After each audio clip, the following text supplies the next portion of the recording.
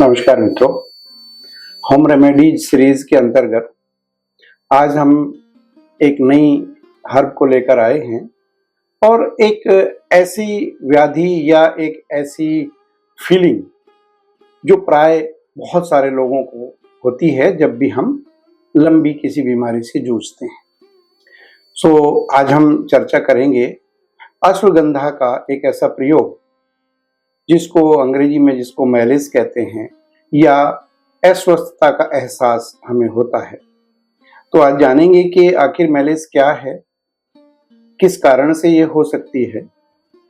अश्वगंधा जो कि एक वाइडली एप्रिसिएटेड ड्रग है और सिंगल हर्ब के रूप में या अन्य हर्ब्स के साथ मिलाकर इसका वाइड स्प्रेड यूज आयुर्वेद के चिकित्सक करते हैं। कौन सा पार्ट हमें यूज करना है, लेने का क्या तरीका है, मात्रा कितनी होगी और कोई विशेष प्रिकॉशन अगर है तो वो क्या है, तो इन विषयों पर हम आज चर्चा करेंगे। सबसे पहले हम बताना चाहेंगे कि मैलिस या अस्वस्थता का क्या अर्थ है। तो मोटे तौर से अगर हम इसको एक सिंगल लाइन में कहें कि जनरल फीलिंग ऐसी होती है कि मैं शायद स्वस्थ नहीं हूँ और अनकंफर्टेबल मैं महसूस कर रहा हूँ या एनर्जी नाम की कोई चीज नहीं है। तो ऐसी कंडीशन को हम क्लासिफाइड करेंगे कि हमें ऐसा लग रहा है कि हमें पता तो नहीं है लेकिन हमें स्वस्थ नहीं है, ऐसा हमें एहसास हो रहा है। तो ऐसे में क्या लक्षण होते हैं? हमें थकान रहती है, किसी काम में मन नहीं लगता, लिथार्जी जिसको बोलते हैं, और आलस्य रहता है, बेचैनी रहती है और काम करने को बिल्कुल मन नहीं करता। तो इस तरीके के लक्षण अगर हैं तो समझिए कि हम अस्वस्थता के इस साइकोसोमेटिक डिसऑर्डर से ग्रसित हो रहे हैं। और इसके कारण क्या हो सकते हैं?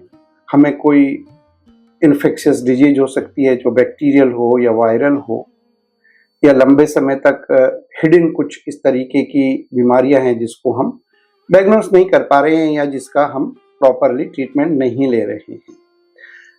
तो ये सारी चीजें रिजल्टेंट होती हैं इस मैलिस का। अब आता है कि यहाँ आयुर्वेद का क्या रोल है। तो आयुर्वेद के क्लासिकल ग्रंथों में एक वर्ड यूज किया गया है किसी हर्ब विशेष या कॉम्बिनेशन ऑफ हर्ब्स को, जिसको हम रसायन के रूप में जानते हैं। तो रसायन एक साधारण भाषा में अगर हम एक्सप्लेन करना चाहें कि रसायन की कैटेगरी में क्या कैरेक्टरिस्टिक होती है, तो जिस कॉम्पोजिशन में, जिस फॉर्मुलेशन में इम्यूनोमोड्यूलेटर की क्षमता हो, एंटीऑक्सीडेंट हो, एंटी इन्फेक्टिव कैरेक्टरिस्टिक हो, एंटी डिजेनरेटिव प्रॉपर्टीज हो और एंटी स्ट्रेस इफेक्ट होता हो, तो सामान्य तौर से जब इन कैरेक्टरिस्टिक के साथ में कोई फॉर्मुलेशन होता है तो हम उसको रसायन की परिभाषा में उसको रखते हैं।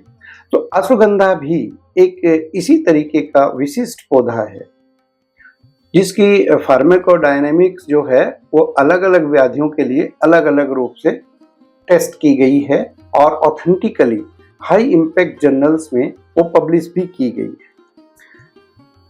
तो अश्वगंधा एक कह सकते हैं हम कि हमारा लाइफ सपोर्ट है जो हमारे शरीर को स्वस्थ रखने में बहुत महत्वपूर्ण हिस्सा इसका हो सकता है और जो साइकोसोमेटिक सिस्टम हमारा है उसको ये एनहेंस करता है।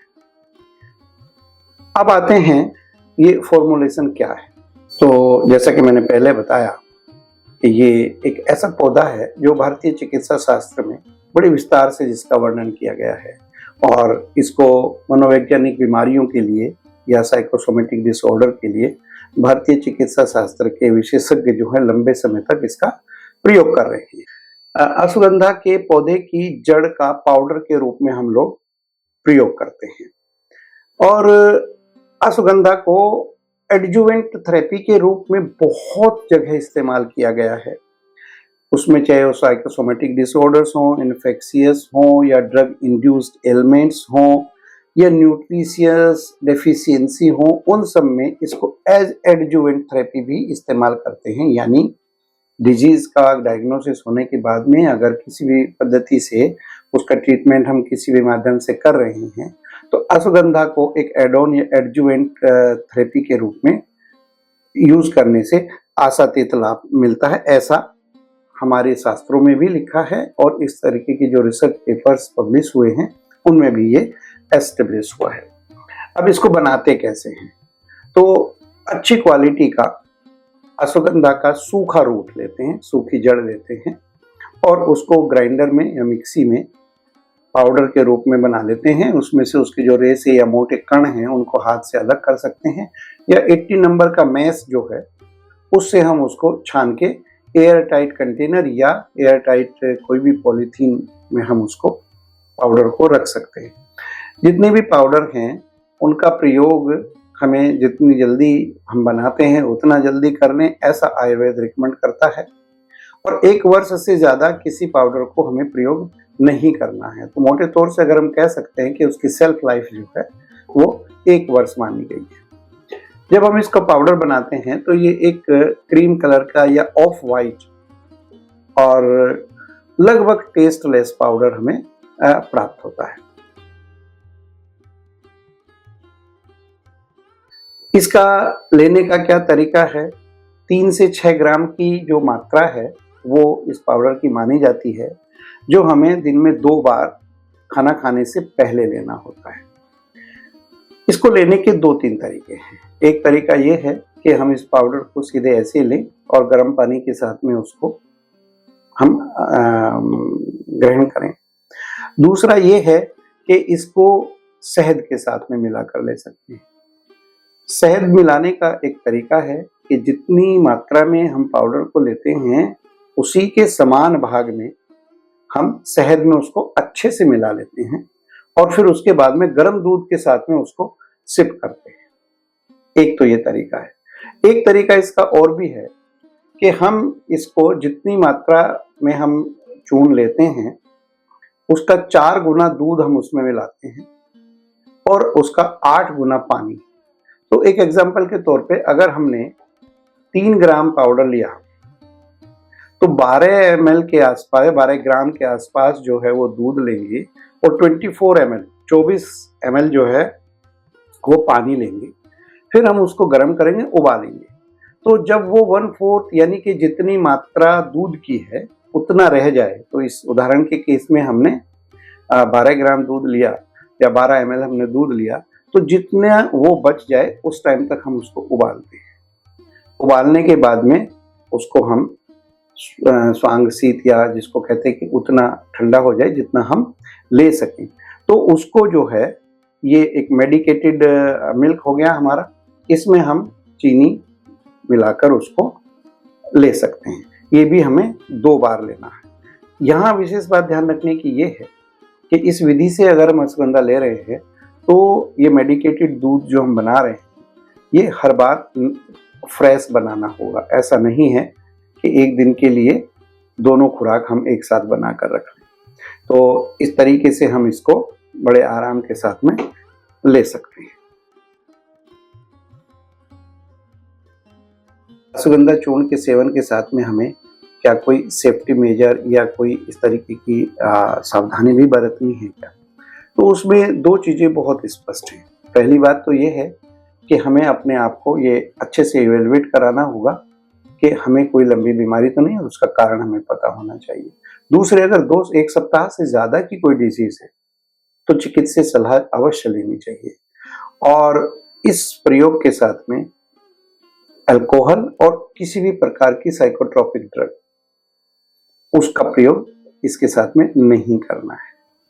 जो ऐसे लोग हैं कि जिनकी प्रकृति जो है पित्त प्रधान होती है तो उनको इसकी मात्रा थोड़ी कम लेनी चाहिए और इस अश्वगंधा के प्रयोग के समय जो गर्म पदार्थ हैं उनका सेवन नहीं करना चाहिए। खट्टे, मसालेदार और ज़्यादा इरिटेटिंग जितने भी फूड प्रोडक्ट्स हैं या आइटम्स हैं उनके सेवन से बचना चाहिए। लीथल डोज एक्सपेरिमेंटल बेस पर भी इस पर काफ़ी काम हुआ है और अश्वगंधा के प्रयोग को निरापद माना गया है, लेकिन एक चिकित्सीय सलाह के रूप में हम अपने इस प्रयोग को रिप्लेस नहीं कर सकते। तो किसी भी समय अगर हम इसका प्रयोग कर रहे हैं और हमें किसी भी प्रकार की कोई असुविधा होती है या किसी भी प्रकार का कोई इस तरीके का लक्षण निकल कर आता है कि जो हमें लगता है कि शायद कुछ गलत हो रहा है, तो हमें तुरंत आयुर्वेदिक चिकित्सक की सलाह लेनी चाहिए। क्योंकि ये होम रेमेडीज सीरीज जो है ये एक जनरलाइज्ड वे में आप लोगों के सामने रखी जा रही है, और जैसा कि हम डिस्क्लेमर हमेशा करते हैं कि ये एक चिकित्सीय सलाह को कभी भी रिप्लेस नहीं करती। तो आज के लिए इतना ही। अगले एपिसोड में फिर एक नई औषधि और एक नई व्याधि के साथ आपके सामने आएंगे। मैं आपसे ये एक निवेदन और करना चाहूँगा कि अगर आपको भी लगता है कि हमें ऐसी ही किसी साधारण औषधि का प्रयोग किसी व्याधि विशेष के लिए करना है, तो आप उसको कमेंट बॉक्स में लिख सकते हैं। हम कोशिश करेंगे कि आपके इस निवेदन को जरूर पूरा किया जाए। इस सीरीज की एक विशेष बात ये भी है कि यहाँ हम 8 या 10 जो औषधीय पौधों का वर्णन अब आगे करेंगे, ये सब के सब well researched plants based drugs हैं, और इनके रेफरेंसेस भी अगर किसी को ऐसी आवश्यकता महसूस हो रही है कि ये रेफरेंसेस कहाँ से मिले हैं, तो वो भी कमेंट बॉक्स में लिख सकते हैं। तो हम उनके इनके रेफरेंसेस के लिंक भी प्रोवाइड करा सकते हैं। प्रयास हमारा यही है कि आज इस सोशल मीडिया के युग में ऑथेंटिक इंफॉर्मेशन आप तक पहुंचे, और उसके कोई न कोई एविडेंस बेस्ड रेफरेंसेस भी हमारे पास होने चाहिए। तभी हम अपने इस सीरीज को बाकी के लोगों के द्वारा दी गई जो सूचना है उससे अलग समझेंगे। आपने ध्यान से सुना, बहुत बहुत धन्यवाद। नमस्कार।